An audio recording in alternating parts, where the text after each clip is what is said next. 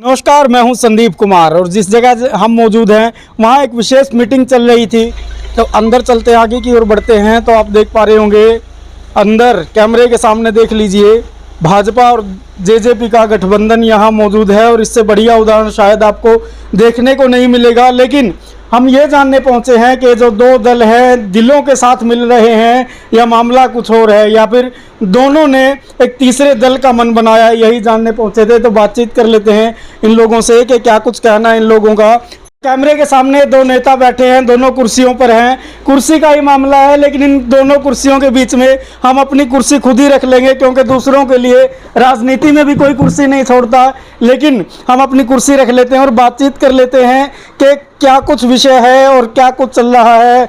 और पहले हम जिन नेताजी के प्रतिष्ठान यानी कि इनके ऑफिस में है उनसे बातचीत कर लेते हैं। पालाराम सैनी जी, बहुत बहुत स्वागत है। नमस्कार भाई साहब। क्या चल रहा है भाई साहब, अभी हमने वो समोसे खाए हैं और चाय पियेंगे। अच्छा जी।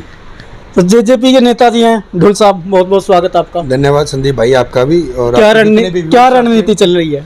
नहीं, कोई रणनीति नहीं। आज मेरा मन हुआ कि मेरे बड़े आदरणीय हैं, बड़े भाई हैं पालाराम सैनी जी, हमारे पुराने साथी रहे हैं। हम इनके साथ इनके पीछे लग के साथ चल के आगे लोकतल में थे, आगे बढ़े हैं। अच्छा। तो आज ये मन हुआ कि क्यों ना प्रधान जी के पास चाय पी जाए। तो अभी हमने अब समोसे भाई साहब के साथ लिए और अभी चाय पीने की तैयारी है। अच्छा। तो चाय पीने के लिए मैं भाई साहब के पास आया था।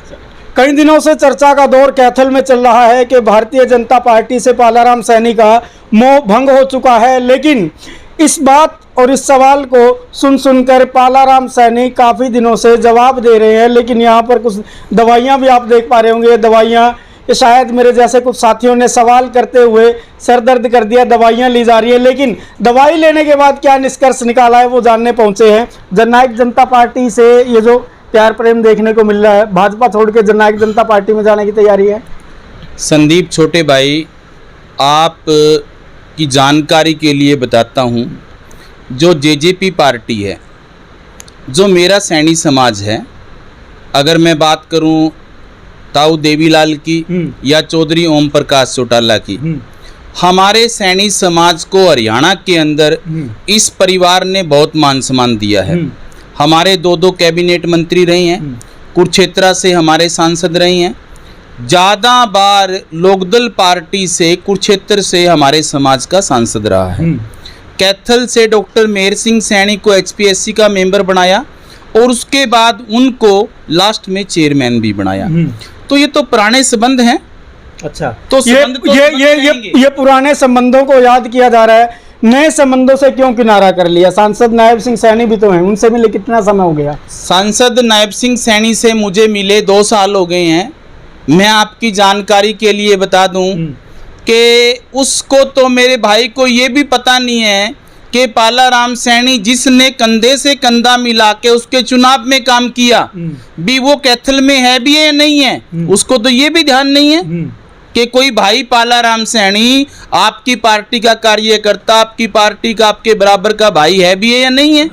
तो अब उसके बारे में मैं क्या बताऊंगा आपको। तो पालाराम सैनी अभी इनेलो की वाह कर रहे हैं, हमारे समाज को इनेलो ने सम्मान दिया है। जननायक जनता पार्टी के बारे में भी आप कह रहे हैं, चाय भी आ गई है और इन्होंने कहा था कि कुछ देर पहले समोसे खाए हैं, चाय आ गई है। हम सही टाइम पे आ गए, चाय भी आ गई, चाय भी साथ में पिएंगे।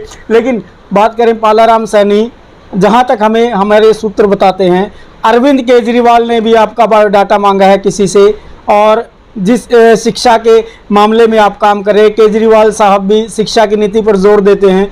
अब ये दोहरी सिस्टम समझ नहीं आ रहा है। कैथल के लोगों को बता दीजिए, इनेलो में जाएंगे या आप पार्टी ज्वाइन करेंगे? मेरे भाई, समय बहुत बड़ी शक्ति है। मैं हमेशा बोलता हूं कि मैं समय के अधीन हूं। आज मैं भाजपा का कार्यकर्ता हूं, मैं भाजपा पार्टी के अंदर हूं। मैंने खुले तौर पे 1.5 साल पहले आप लोगों के चैनल के माध्यम से बोला है मुझे चुनाव लड़ना है। अच्छा। मैं चुनाव लड़ूंगा।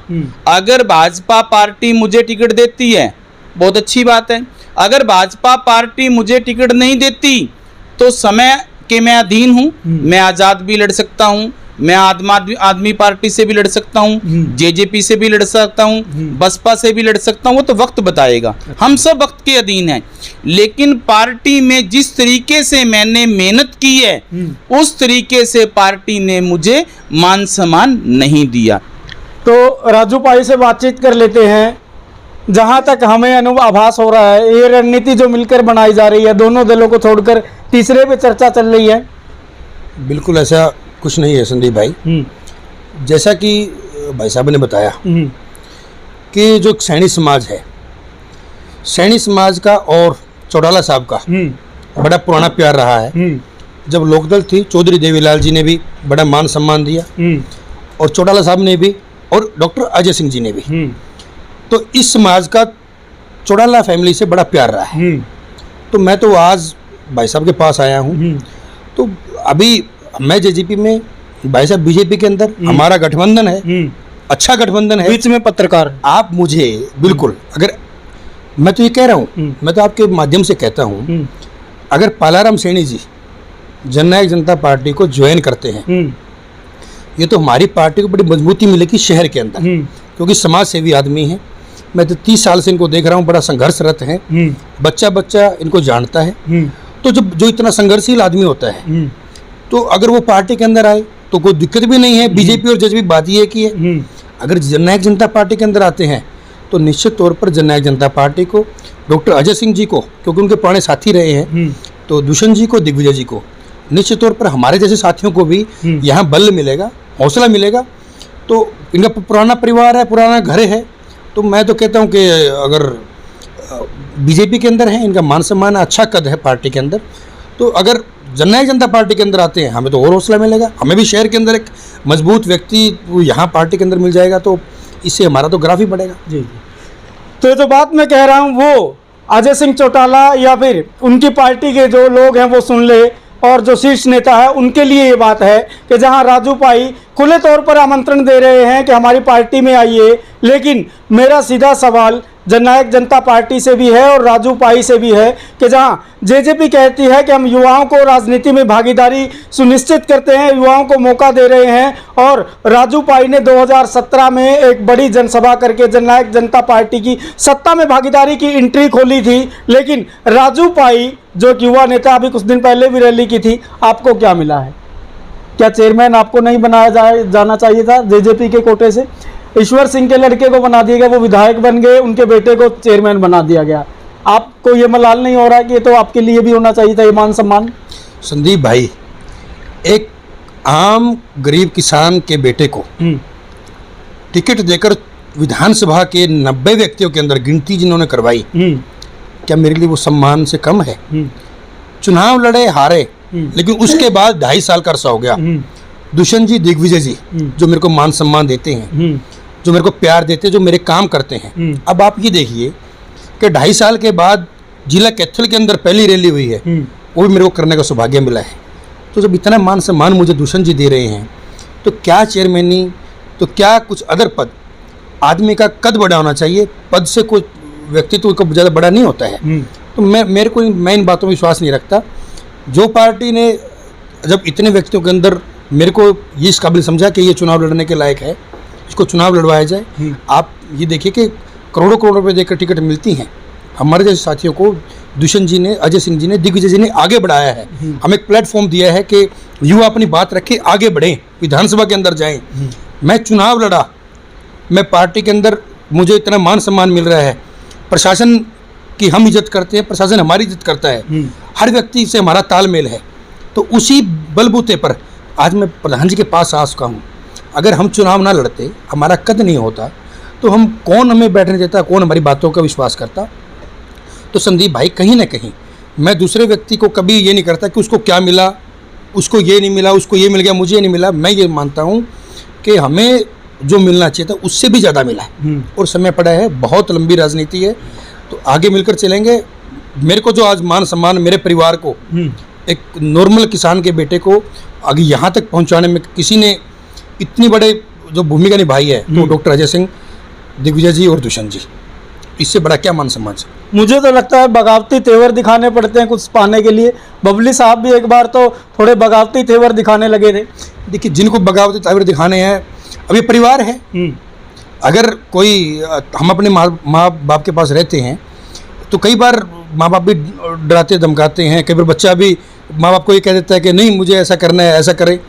ये बातें पारिवारिक बातें होती हैं, कोई ऐसा नहीं है। लेकिन हमें तो कोई, आप भी इस बात के गवाह हैं, आप एक पत्रकार की बजाय मेरे हल्के के भी नुमाइंदे हैं। हमें कभी ये चीज़ें कहने की ज़रूरत नहीं पड़ी कि ये करो जी, ऐसे करो जी। आदमी के अंदर, खुद के अंदर भी काबिलियत होनी चाहिए काम करवाने की, लोगों के बीच में रहने की, लोगों की आवाज़ उठाने की।